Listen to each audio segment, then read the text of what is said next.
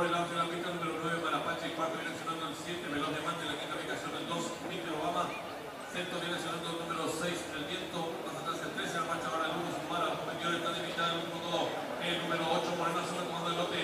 ya dos cuerpos y medio de ventaja, número 4, en tercera ubicación se desempeña el 9, cuarto viene sonando el 6, y están en la recta final. Los últimos 400 metros finales el número 8, Moreno intenta la disparada, corriendo dos cuerpos y medio de ventaja sobre el número 9, Marapache, en tercera ubicación se desempeña el participante, el número 6, El Viento, después de los últimos 300 metros finales el número 8, Moreno, va a tirar dos cuerpos y medio de ventaja sobre el número 6, El Viento, que más se buscará.